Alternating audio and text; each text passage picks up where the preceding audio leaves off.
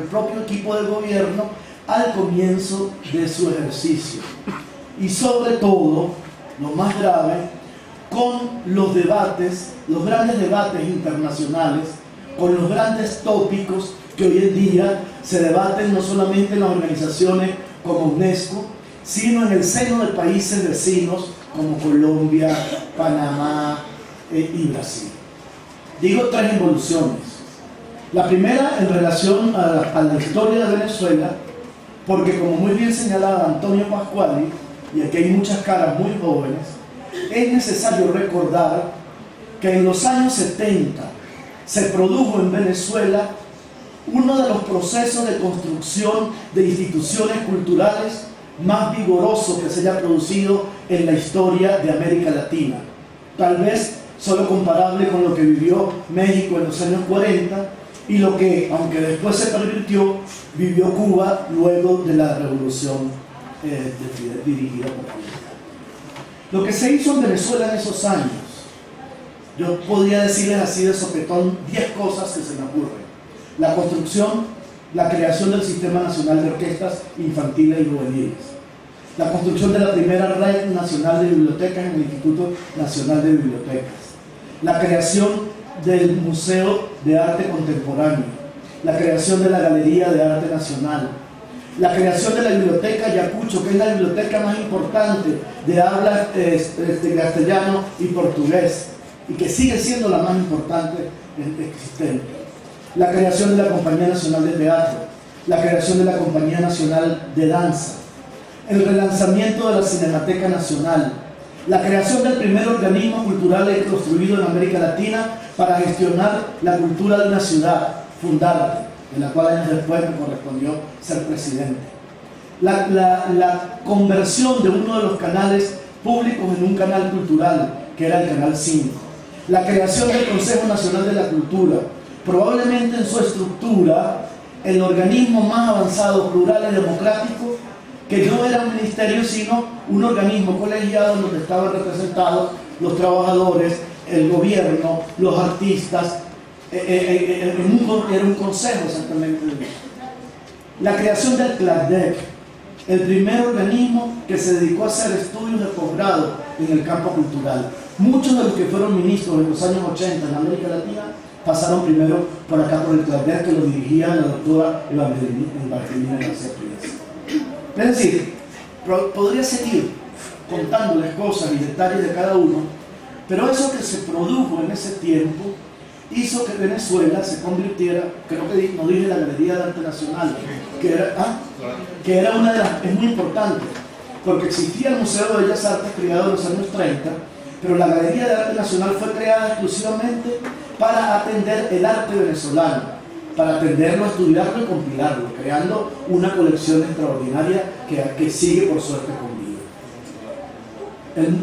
Bueno, es que la historia es larga. En el interior, por ejemplo, crean, para ir contra el mito que dice que antes nadie se ocupaba de lo popular, se crea el primer museo de arte popular en Trujillo, creado por la ULA.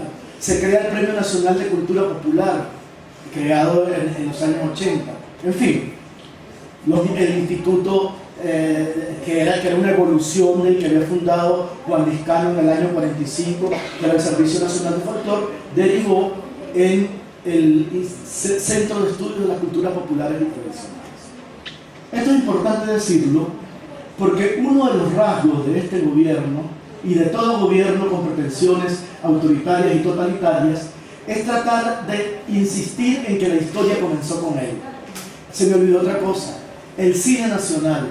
En Venezuela, hasta el año 1973, a realizar un largometraje era realmente una odisea. Y solamente en el 75 se financiaron 18 largometrajes, de los cuales se terminaron 13. Y Venezuela llegó en un momento dado a tener la fuerza como para que una película, Macu de Solveig Hogestein, le ganara nada más y nada menos que a Superman. Que es una bomba de ganarle a Superman es difícil, pero a Superman la película, lo cual nos convirtió por primera vez en un país que consumía más su propio cine en alguna oportunidad que el cine que siempre ha dominado, que es el cine norteamericano. Y entonces regreso.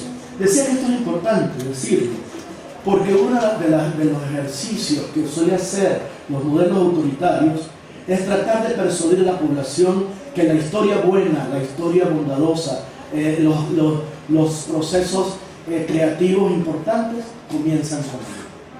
Y desvalorizar lo que se ha hecho en gobiernos anteriores no es desvalorizar a los gobiernos, es subestimar a la sociedad, es despreciar la continuidad histórica, es no reconocer lo que generalmente, aunque haya sido hecho dentro de un gobierno, es obra de personas, de intelectuales comprometidos, de artistas, de investigadores, y que es el conjunto de su acción lo que genera y produce estos resultados extraordinarios. Hoy en día, todo el mundo habla con orgullo del Sistema Nacional de Orquesta Sinfónica, todo el mundo celebra que tengamos tantos directores exitosos fuera del país, y eso forma parte, probablemente es el resultado más acabado, la obra más redonda de lo que se inició en el proceso de transformación de la institucionalidad cultural venezolana en y que tiene su eje, digamos, su episodio central en 1975 con la creación del canal.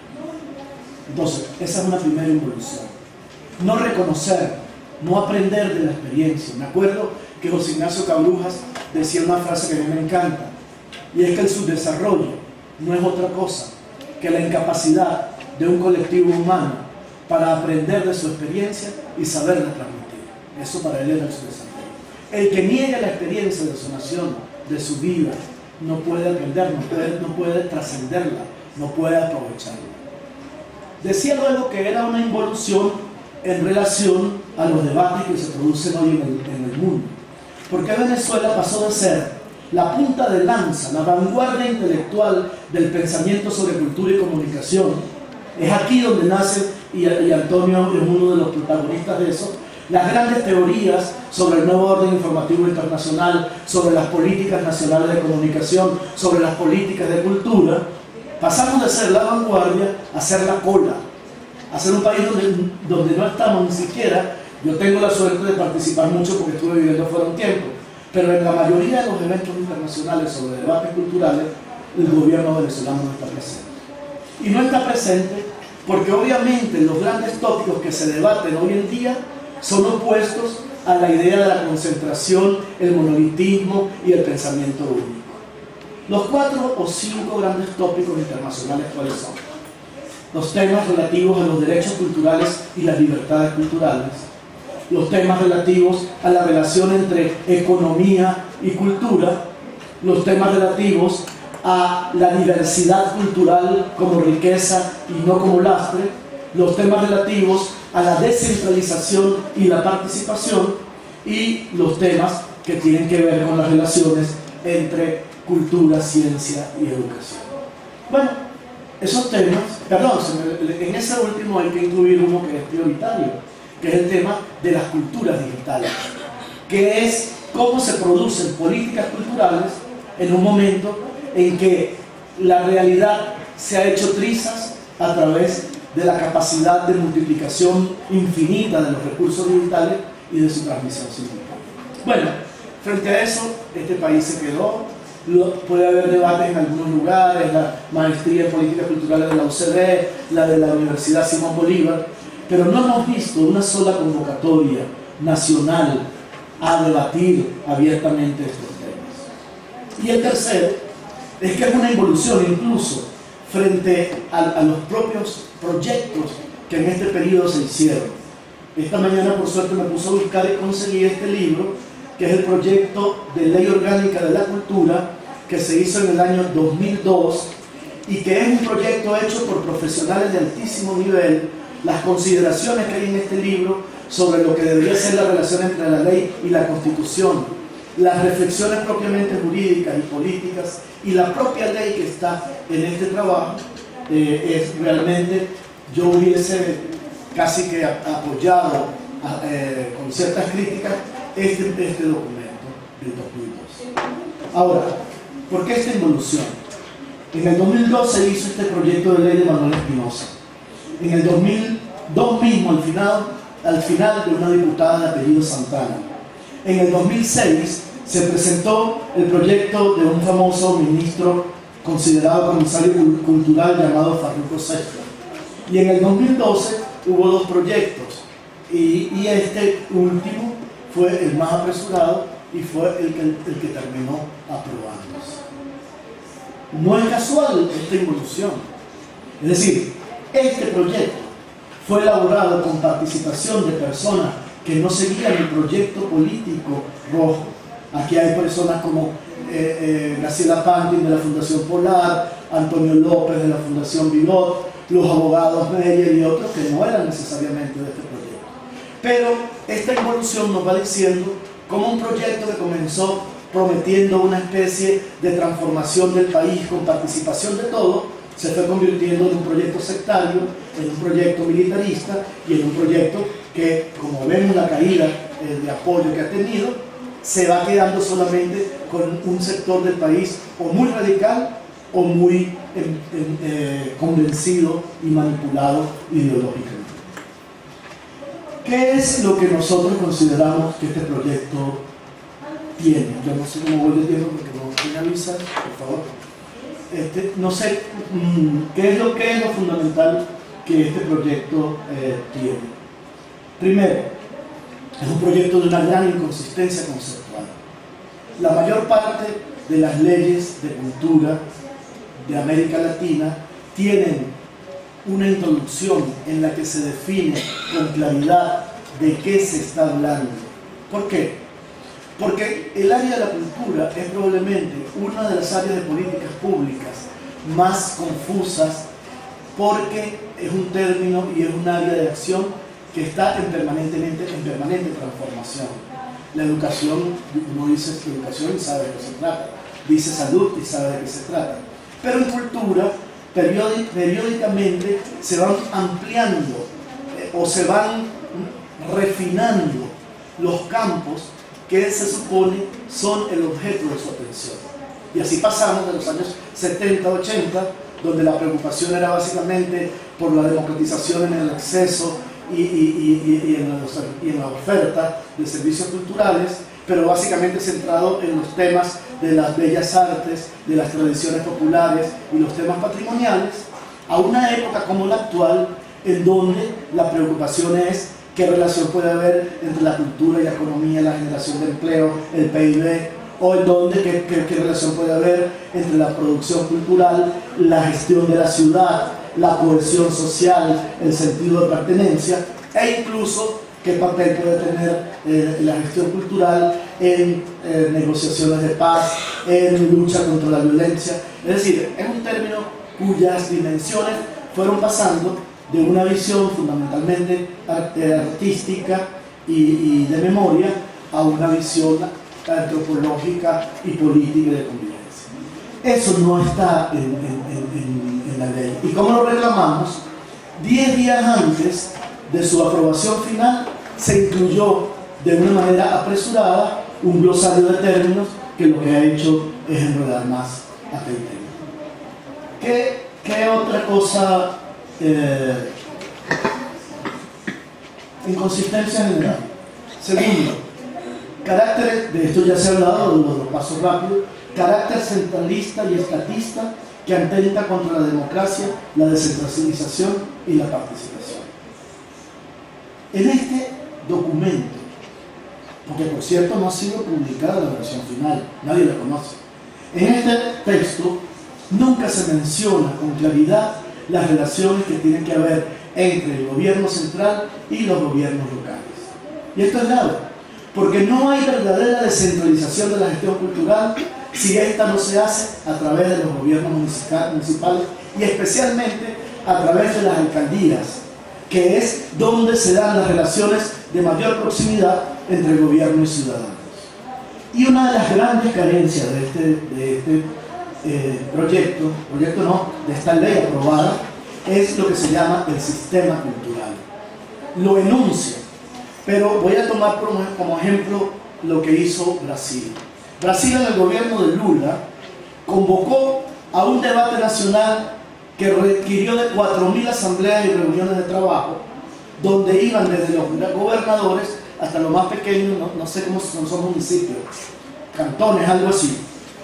Y gracias a eso produjo la ley. Se llevaron 3 años discutiendo. Por cierto que el Partido de los Trabajadores presionaba porque había mucho rechazo de la Asamblea Nacional. Y en el gobierno de Dilma Rousseff se desarrolló el Plan Nacional de Cultura, que incluye 89 metas que van desde de qué hay que hacer en el más pequeño municipio hasta el más grande. Pero sobre todo, diseña con precisión cómo es el Sistema Nacional de Cultura, cómo va el gobierno central, cómo van las gobernaciones, cómo van los municipios, cómo van las empresas privadas, tanto productoras, cómo van las fundaciones sin fines de lucro, cómo van los colectivos artísticos, e incluso cómo van eso que aquí en Venezuela llamamos cofradías, que son las que se encargan de mantener las fiestas populares tradicionales. Bueno, eso no está por ninguna parte en la ley de cultura nuestra. Son 4 o 5 artículos los que se dedican a este tema.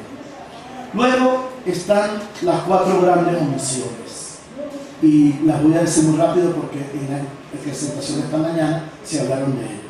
La primera, las industrias culturales y las industrias creativas, que es un término que se ha ido introduciendo en el área para ir más allá del tema de que industrias culturales son solamente aquellas que producen bienes como el disco, el libro, la televisión, el video, sino para aquellas actividades que en tanto desarrollan fundamentales asociadas a derechos de autor formarían parte de las políticas culturales.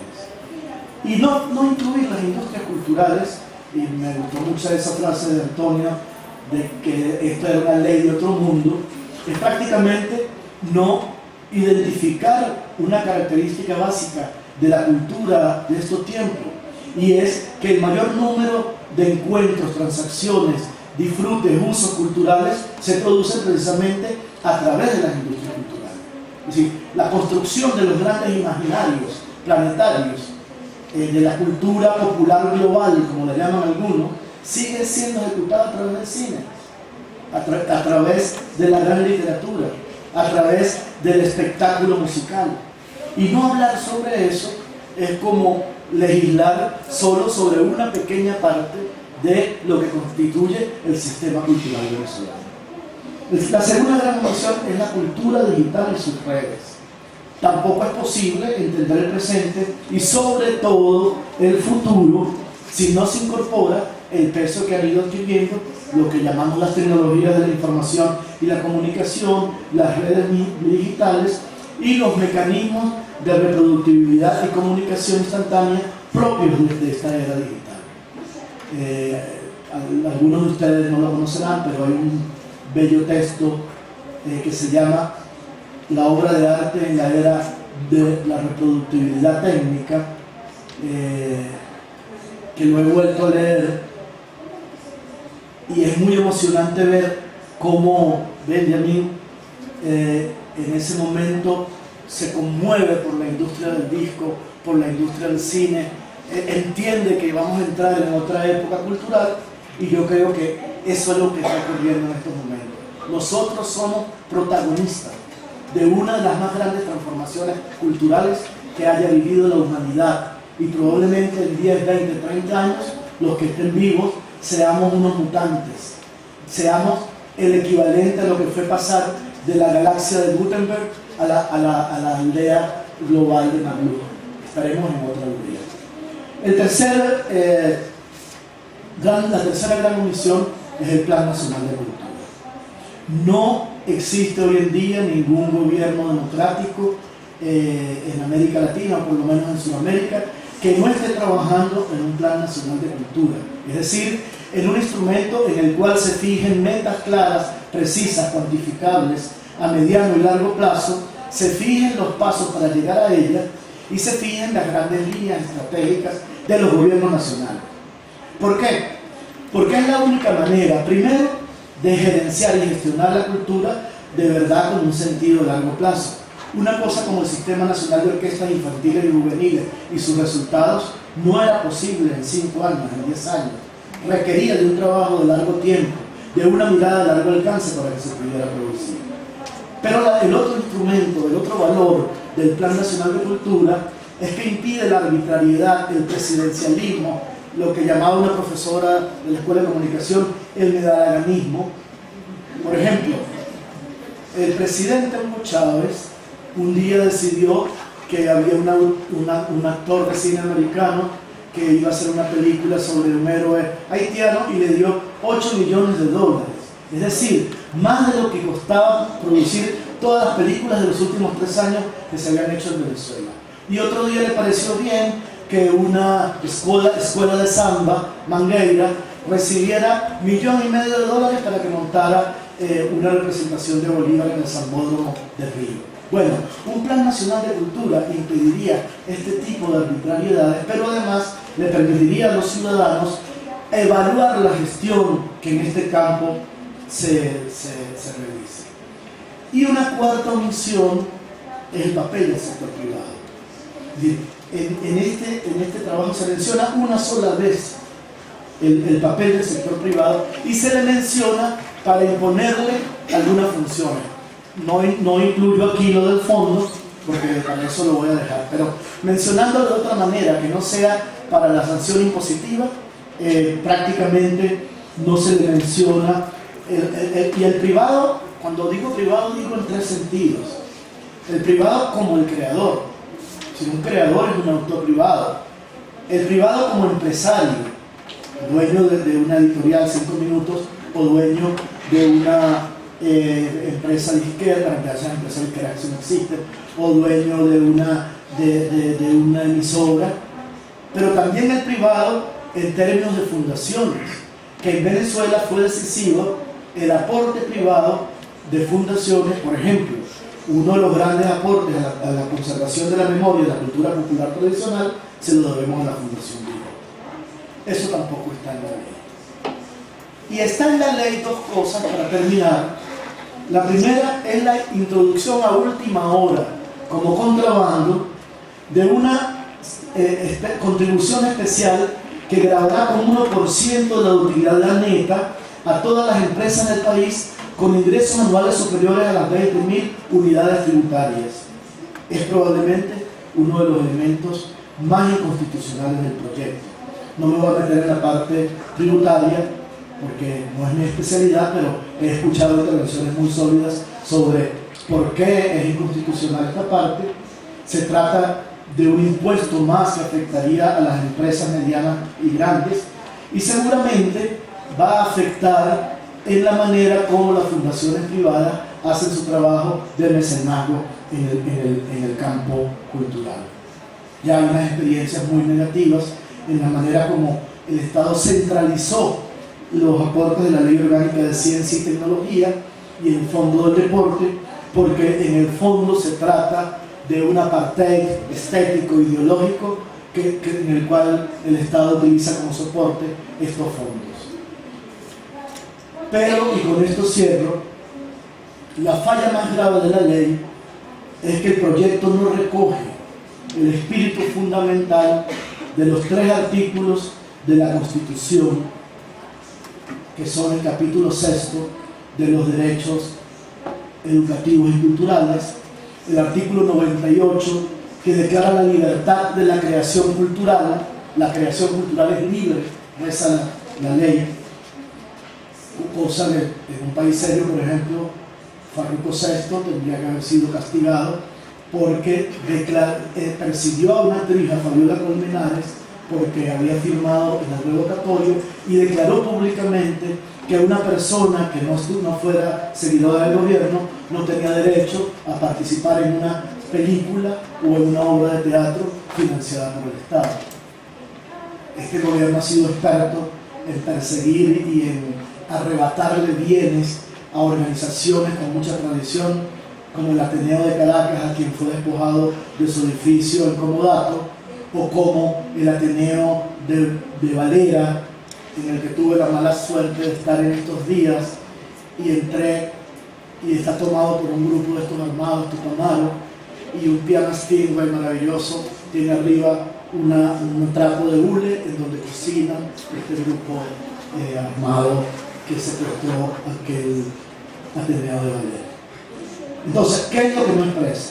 No expresa la libertad de creación cultural, el 99 que declara la cultura como bien irrenunciable y el artículo 100 sobre la igualdad de las culturas.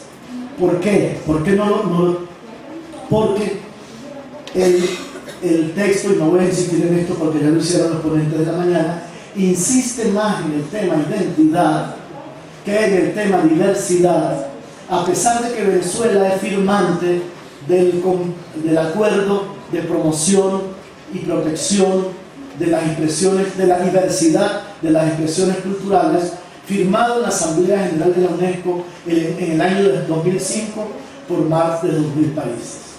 El concepto de identidad cultural, que tuvo un gran valor en un momento de reafirmación anticolonialista de países que se estaban constituyendo, es hoy en día un concepto que niega o que oculta lo que es fundamental en las culturas contemporáneas, que es la diversidad. Pero cuando se dice diversidad, no se dice, como hace este gobierno, que tiene un centro de la diversidad cultural, solamente la diversidad de las culturas populares tradicionales. Se dice diversidad en sentido pleno, que la gente pueda ver películas de su país y de muchos otros países, que tenga derecho a múltiples proposiciones religiosas, creencias y preferencias sexuales, pero todo esto expresado en las manifestaciones culturales. Esto obviamente no está en una ley que habla de manera trazada de la identidad cultural y que sostiene que solamente las culturas populares tradicionales son el fundamento de la nacionalidad, como si pudiéramos entender a Venezuela sin un vals Lauro, sin una obra de Cruz Diez, e incluso sin los melódicos o Lavillo o Calderón. Es decir, la idea de que solo lo puro, lo único, es lo tradicional, que es lo rural, porque ni siquiera habla de cultura popular y urbana, es otro de los vicios de esta ley. Pero lo más importante, lo más grave de esta ley, es que no expresa lo que es fundamental de todas las leyes de cultura en los países democráticos. Es decir, que si bien de una parte le exige al Estado que proteja, promueva la cultura, de la otra le exige que no intervenga, que no haya dirigismo cultural, que tan importante es proteger a la cultura como proteger la creación cultural de la intervención del Estado.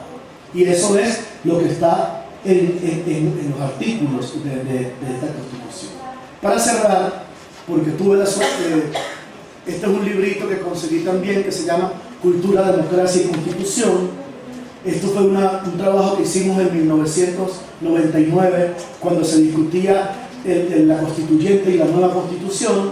Invitamos a un especialista que es Jesús Prieto de Pedro, la gran autoridad europea en temas de derechos de la cultura. Invitamos al exministro de Colombia, Ramiro Osorio, invitamos a Marcos Vaquero, otro constitucionalista español, y quiero cerrar con lo que creo que es la deficiencia más grande de este texto, de esta ley. Dice: el papel del Estado será el de mediador y facilitador del acceso de los ciudadanos a la cultura.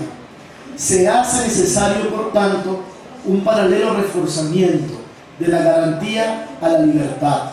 Se debe garantizar que la intervención del Estado no va a penetrar en la esencia misma de la cultura. Pero yo coincido con lo que dijeron esta mañana. Esta ley no hace otra cosa que expresar tardíamente, porque eso ya empezó, en qué ha consistido el modelo de gestión cultural de este periodo. Y este es un modelo que primero ha convertido la institucionalidad cultural en un aparato de proselitismo del proyecto rojo. En segundo, que ha convertido el aparato institucional cultural en un aparato de persecución ideológica, apartheid y discriminación. Y el tercero, que ha convertido el aparato cultural institucional en un aparato concentrador del poder, enemigo de la descentralización y ajeno a la participación y a la opinión que lamentablemente enunciaba cuando este proyecto político comenzó y convocaba a construir nuevas formas de acción cultural. Muchas gracias.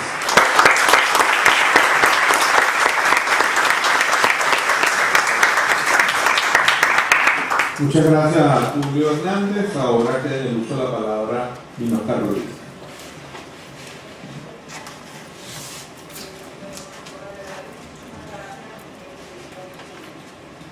Muy buenos días. Muchísimas gracias a nuestro querido profesor Marcelino Bisbal y Carlos Delgado por esta invitación. Gracias, Andrés, por decir que soy profesora ejecutante de piano. Y muchísimas gracias a Tulio por lo que acaba de decir, que me permite iniciar ratificando lo que decía el profesor Pascual. Ciertamente, muchísimas gracias a ustedes por estar aquí, por el gran interés que muestran en un tema trascendental para nosotros.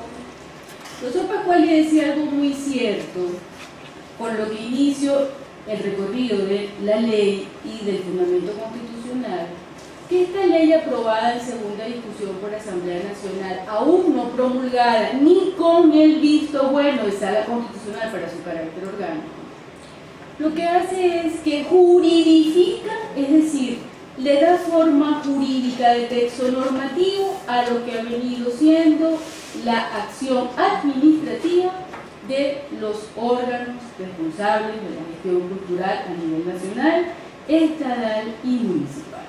Es decir, le dieron forma de ley a una actividad administrativa de hecho que se ha venido desencadenando durante estos días. Con esta afirmación comienzo. Y como soy profesora de Derecho Administrativo, debo comenzar con la norma constitucional. A ver, ¿qué es esto? Mis queridos alumnos, sin miedo, no es un abogado, es una pregunta jurídica. ¿Qué es esto? Una caja. ¿Y esto? ¿De dónde es esta caja? De Nicaragua. Representa las 5 maderas típicas de Nicaragua. Me la trajo Yepes Bocán cuando estábamos redactando el proyecto de ley de protección y fomento del desarrollo artesanal. Cuando el decano de desarrollo estudiantil llega, puede preguntar, ¿es una caja de dominó? O llega Francisco, no, no es una caja de dominó, es una multicaja. Lápices, caramelos y todo lo que desee. Identidad cultural, artesanía utilitaria, industrias culturales.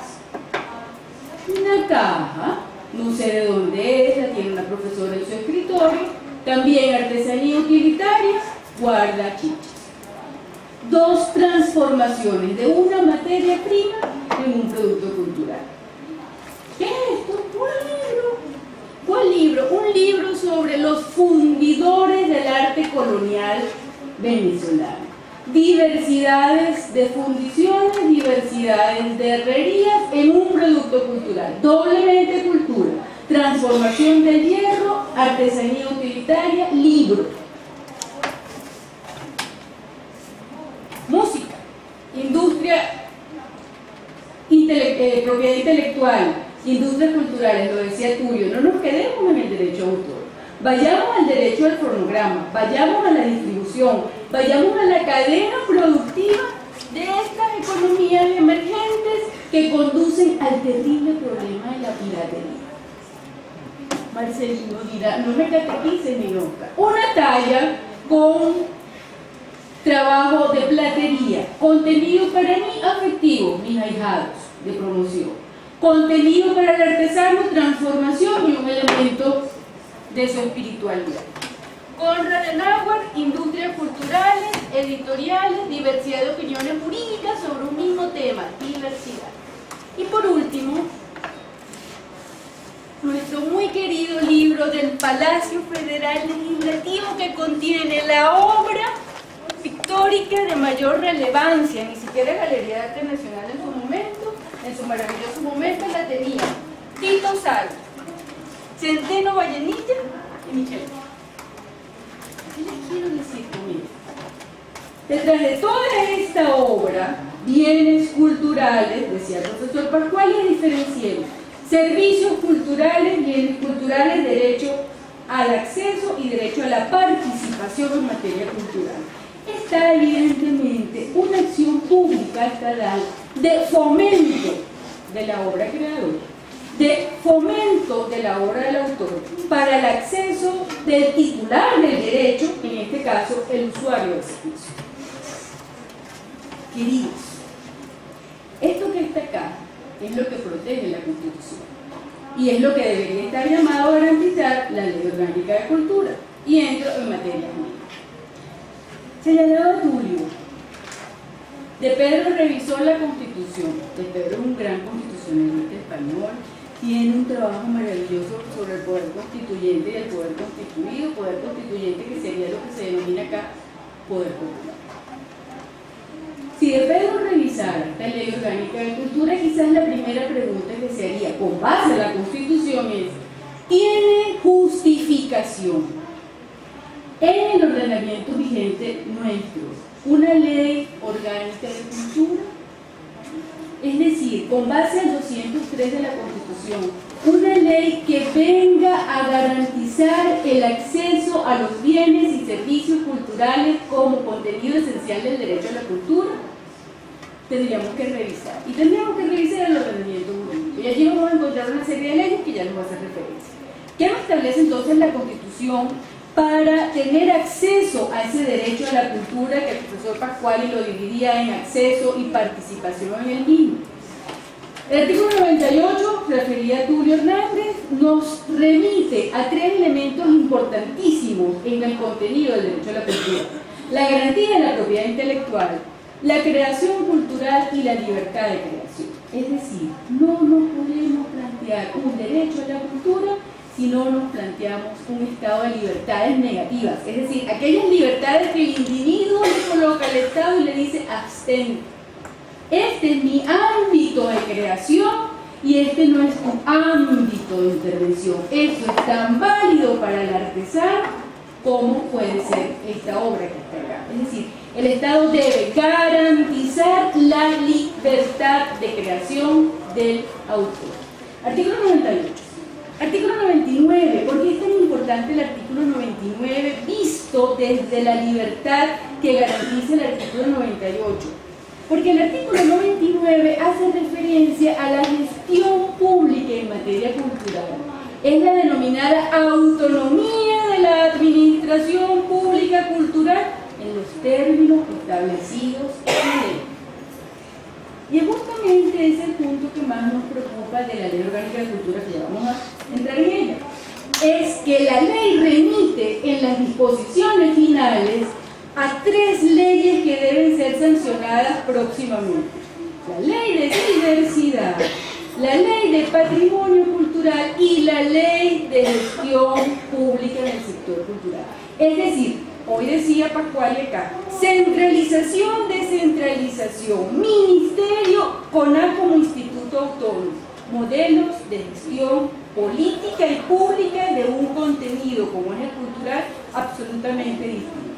Además, violando absolutamente la Constitución, quien plantea una autonomía en la administración cultural en los términos de la ley que no pueden desatender los términos de la Constitución, que es una descentralización administrativa y territorial de los servicios culturales con base al artículo 178 de la Constitución, que establece como competencia del municipio la gestión cultural. Este mismo artículo 99 hace referencia al deber del Estado de garantizar el patrimonio cultural. Vuelvo al tema de los ponentes de la mañana. Soy UNESCO, nos decía uno de ellos. Qué bueno que sea UNESCO todavía, con las diferencias que podamos tener en algunos temas de UNESCO. Porque nosotros suscribimos las convenciones de UNESCO en materia de propiedad intelectual, patrimonio cultural y seguimos la ley tipo del Libro de Quito, que establece las políticas públicas en materia editorial. Esta última ley fue un éxito en Colombia.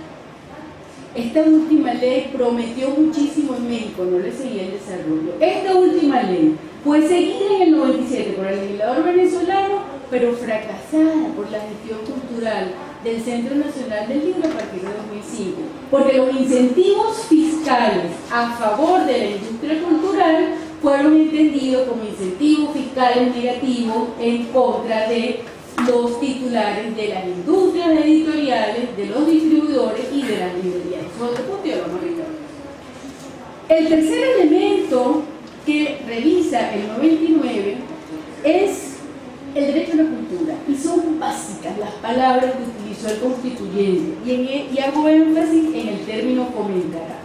Establece el 99.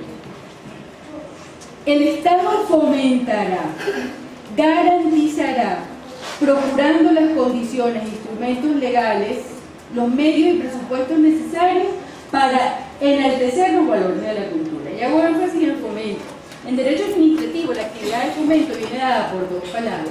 Yo fomento lo que considero justo, lo que considero grato, lo que considero necesario, y yo procuro que nazca aquello que no tengo establecido. ¿Qué fomento yo? Yo fomento el desarrollo de una industria fonográfica porque hasta este momento es productiva. Necesito que se mantenga. Es de importancia para mí fomentar el desarrollo de esta industria como un elemento económico.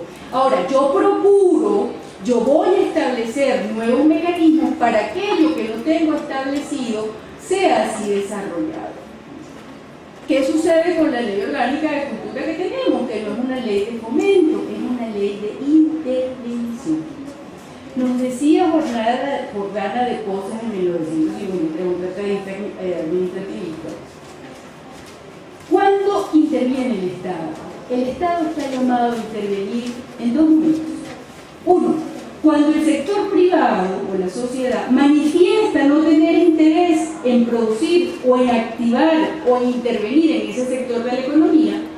Y dos, cuando siendo tan importante o inmanente para la justificación y existencia del Estado, está llamado a actuar. Por ejemplo, la seguridad ciudadana. El Estado debe intervenir en la seguridad ciudadana, garantizando las libertades y garantías individuales.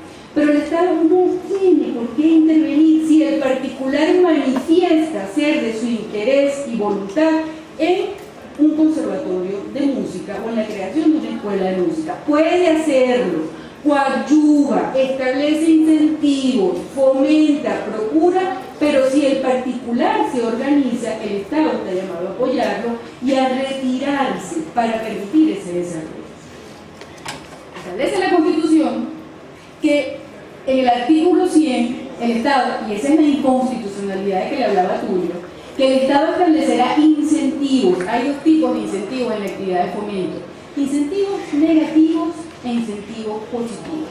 Cuando yo quiero que Andrés Canizales se dedique a la industria editorial, yo le acuerdo exenciones fiscales, exoneraciones vía decretos previstos ya en leyes, años muertos de pago de impuestos sobre la renta, beneficio por donaciones que haga a bibliotecas. Si yo no quiero que Andrés Canizales se dedique a la industria editorial, ¿qué hago? Le impongo obligaciones, como la del fondo, le impongo limitaciones en la contratación, le recargo con una ley orgánica del trabajo y elementos normativos que ustedes pueden traer a su memoria fácilmente. Esta Constitución que me establece estos incentivos fiscales como una obligación del Estado, me establece la gran deuda que tenía que haber sido observada por el legislador a través de la incorporación, además de la incorporación de las nuevas tecnologías, que es la seguridad social de los trabajadores culturales. En mi época de juventud, como lo decía Julio Hernández, un tema que nos quedó en el tintero fue el tema de la seguridad social de los trabajadores culturales. Queridos, los trabajadores culturales, la mayoría no somos trabajadores dependientes. Yo soy trabajadora dependiente en la Católica. Tengo un contrato colectivo maravilloso, tengo una serie de normas que me guían en mi hacer, es decir, tengo beneficios de la seguridad social, acceso a una política de seguridad en materia de vivienda, de recreación, de salud, de formación inclusiva. El trabajador cultural no. Lo tenemos en el teatro con el caso del SIDA, lo tenemos en la pintura con el caso de los productos tóxicos y el índice de las enfermedades específicas, lo tenemos en el caso de los restauradores con las bacterias que adquieren en los procesos de restauración, lo tenemos en los artesanos, en los que trabajan en la industria gráfica. Es decir, la seguridad social del trabajador cultural es un punto esencial para el Estado. Debe el Estado ocuparse de esa seguridad social. Esa es la deuda de la ley orgánica de cultura si se hubiese realmente justificado en primer lugar que necesitábamos una ley orgánica de cultura. Por último, la Constitución, en el artículo 101, hace referencia al vínculo entre comunicación y cultura. Tan importante es el vínculo que el elemento que las une es la libertad. Si nosotros castramos, fijamos, limitamos, intervenimos de manera máxima tanto el derecho a la comunicación como el derecho a la cultura, podemos fácilmente concebir una castración inmediata de ambos derechos. Qué fastidio tener que solamente escuchar, qué fastidio no, corrijo, qué lamentable, es cierto lo 91.1, solamente escuchar a Beethoven por un director y por una orquesta. Qué terrible solamente escuchar música sinfónica y no poder escuchar recitales individuales de cada uno de los instrumentos. Radio Nacional era ciertamente para quienes hacíamos y estudiábamos música una referencia en nuestra historia y estética musical. Esa es la Constitución en los derechos fundamentales. Yo, cuando fue sancionada esta Constitución en el ámbito cultural, lamenté muchísimo, porque creía que muchos de los elementos que están allí no tenían que tener un fundamento constitucional. La Constitución, por su carácter macro y marco, no requiere de la especificidad de estas normas que están acá. ¿Por qué estaban acá?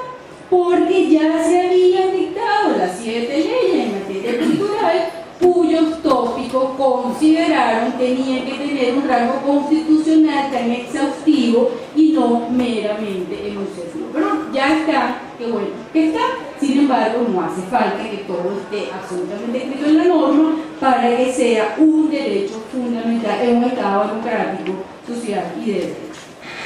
Lo que sí tenía que estar en la Constitución, y afortunadamente se mantuvo porque estaba en la del 61, fue la descentralización en materia cultural. La descentralización en materia cultural, al ser del Poder Nacional, el 98 y siguiente, en el 178 y siguiente estableció el constituyente, es de la competencia de los municipios: 1, patrimonio histórico; 3, espectáculos públicos; 5, actividades e instalaciones culturales; y cementerios. No, pero no es estética, cementerios, sí, los cementerios, porque los cementerios constituyen por la obra monumental bienes que son susceptibles de ser declarados patrimonio cultural por el valor que hay en esas obras. Por ejemplo, quizás ustedes no han tenido la posibilidad de disfrutar la maravilla del teatro municipal o del teatro nacional, pero escuchar música de cámara en el nacional, o escuchar o contemplar, disfrutar de una ópera en el teatro municipal es maravilloso. ¿Qué sucede? Teatro municipal es un bien de la República, administrado por el municipio. Los ingresos provenientes de esta actividad cultural, es decir, la taquilla, va al municipio y el deber de restauración va a la República. ¿Me estoy explicando? La maravilla de esta descentralización es justamente cómo el hecho, la manifestación y el servicio se acerca al ciudadano ignorante. Coro, declarado Patrimonio Cultural de la Humanidad. ¿Qué se hizo en esa oportunidad? Siguiendo el ejemplo de la descentralización.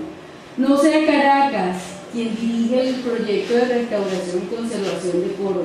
Hagamos una corporación, y en esa corporación que estén representados los sectores de Coro: la universidad, la gobernación, los 2 municipios, La Vela y Coro, la iglesia, las asociaciones de vecinos, y se crea la Mariano de Talavera.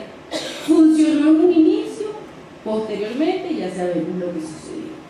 Es decir, es la descentralización la que va a garantizar ese acercamiento del bien o del servicio cultural al ciudadano, no solamente en el disfrute, sino también en el mantenimiento y en la conservación. Lo decía Pascuali. Pascuali decía, qué maravilla lo que hicieron los españoles. En una oportunidad me piden que haga una opinión jurídica para ver qué se hacía con los castillos de Margarita.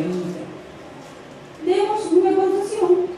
¿Cómo se te ocurre, no? Una concesión, ¿cómo vamos a dar en concesión los castillos? No, no vamos a dar en concesión los castillos, vamos a dar en concesión un espacio de los castillos que funcione como un restaurante o como una sala de conferencia, y con lo que se reciba de esa concesión, que es un contrato administrativo absolutamente jurídico, se restaura el castillo, y en las horas de la noche el castillo deja de ser un templo fantasmal para ser un sitio de encuentro para la cultura. Eso no lo entendieron, porque eso era neoliberal, lamentablemente. Centro Histórico de Caracas. Centro Histórico de Caracas, me dicen mis amigos arquitectos, es la negación de los procesos de restauración, porque parece todo menos el Centro Histórico de Caracas desde el punto de vista pictórico o de la arquitectura de la zona. El Centro Histórico de Caracas sigue siendo un sitio fantasma en la noche. ¿Qué pasa con el Centro Histórico de Latillo, que no tiene el mismo valor cultural quizás para el Centro Histórico, el concepto de Centro Histórico, que el Centro Histórico de Caracas? Tiene vida, tiene función en la noche, en el fin de semana y durante las horas matutinas o vespertinas, es decir, revitalizan la zona histórica. Eso faltó en la Ley de Cultura, porque yo tengo que ser honesta, porque cuando yo vaya a un salón de clase y me diga un alumno mío, profe, pero ahí sí dice, sí, ciertamente lo establece. Lo que sucede es que establecen el ámbito material, pero no establecen la debida concordancia del ámbito material con el adelanto y desarrollo de ese tema en materia de políticas culturales. Eso es lo que nos plantea la Constitución. Pero además, la Ley de Descentralización, Delimitación y Transferencia de Competencias del Poder Público establece en el artículo 4, la necesidad de que los servicios culturales se descentralicen. ¿Qué es la descentralización? Yo le asigno al doctor Carrasquero, alcalde de Chacao, recursos humanos, recursos financieros y potestad de disponibilidad de ese servicio. Es decir, él responde, planifica, ordena y fiscaliza eso. Yo simplemente lo coordino con él.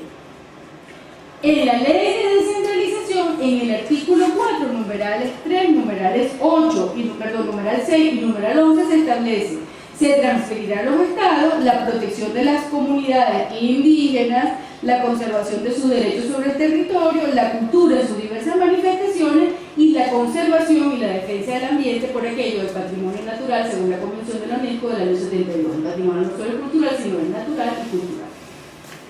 ¿Qué hace la Ley Orgánica de Cultura? Muy brevemente, yo le entregué al profesor Carlos Delgado, por seguro ustedes van a hacer un trabajo de investigación.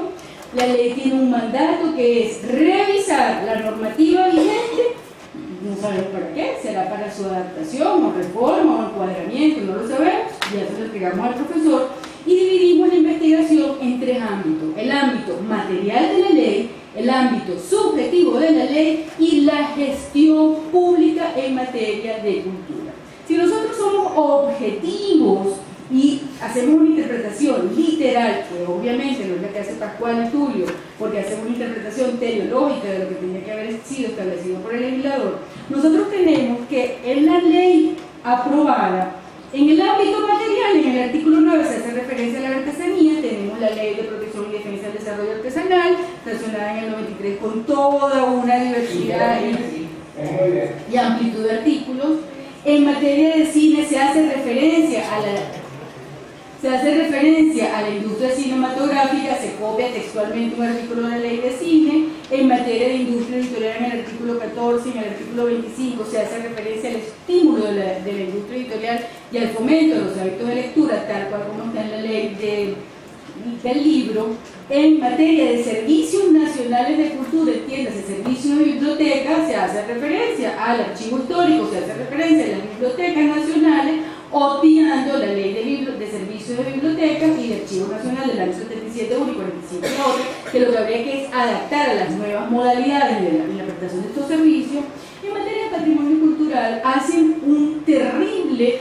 presentan un terrible concepto de patrimonio cultural con mucha tendencia hacia el patrimonio exclusivamente indígena, o lo que ellos entienden por patrimonio cultural, obviando la Convención del año 72 y lo establecido en la Ley de Protección y Defensa del Patrimonio Cultural. Y algo muy preocupante de esta ley es que en la Ley Orgánica de Cultura le dan carácter constitutivo del patrimonio cultural al llamado registro que lleva el Instituto del Patrimonio Cultural, cuando el registro es un modo de catálogo de las obras que han sido declaradas patrimonio o que son susceptibles de declararse. La declaratoria de patrimonio cultural es una de las cosas más delicadas que tiene la gestión cultural, porque recae sobre otro de los derechos básicos y fundamentales en una legislación en materia cultural, que es el derecho de propiedad. Y no puede pretender el Estado petrificar el patrimonio de una persona porque él considere que en ese bien hay elementos de valores históricos, arquitectónicos o artísticos que requieren ser conservados. Para que este patrimonio pase del patrimonio de Andrés al patrimonio de la República se requiere la justa y debida indemnización a través del procedimiento expropiatorio. Luego, en materia de propiedad intelectual, lo decía Hernández, creo que lo decía el profesor Pascual, los derechos conexos se quedan en el creador y además como que si se tuviese, no se tiene miedo obviamente, de la intención, y la conocemos, no se denomina al sujeto por su función, no es creador, el creador es solo, perdón Marcelino, Dios. En este caso, el creador es el autor del bien, el creador es la persona que edita el CD, la persona que interviene en el proceso productivo, es decir, un ciudadano con derecho económico. La ley sobre el derecho de autor, y hago homenaje a gente que era parísima en este momento, establece dos bloques de derechos en materia de propiedad intelectual: los derechos morales del autor y los derechos patrimoniales del autor. Esos derechos, al llamarme creador, pueden ser diluidos en esa obra de creación o de co-creación con el Estado. Es tan importante que si Carrasquero redacta un hermoso cuento, Carrasquero me puede decir, públicalo tú mismo, y me cede, pero yo le debo a él el derecho de sea un seudónimo o de la privacidad de la obra. Si Carrasquero se inventa un plano sin ser arquitecto y me cede los derechos, se reserva el derecho de modificar si no hay un plazo establecido, si no ha vencido el plazo establecido en el contrato de cesión. Es decir, la propiedad intelectual es lo más supremo del derecho de propiedad visto desde la legislación cultural. Y aparentemente la intención al llamar creador puede venir por el desconocimiento de la titularidad originaria o de la titularidad derivada, cito el reglamento sobre el derecho de autor, que tiene un autor sobre o coautores sobre la obra creada. Este ámbito material se corresponde con el ámbito subjetivo. Y en el ámbito subjetivo, si nosotros revisamos la legislación especial, por ejemplo, en la ley del libro conseguimos toda la cadena. En la ley sobre el derecho de autor, todos los sujetos. En la ley de cinematografía, todos los sujetos, individuales y jurídicos. En la ley... La tengo bajo presión. Se acabó. Doctorísimo. Como se acabó, y hay que ser riguroso con el tiempo. Esto está a la orden, lo tiene Carlitos. Y lo que sí quería decir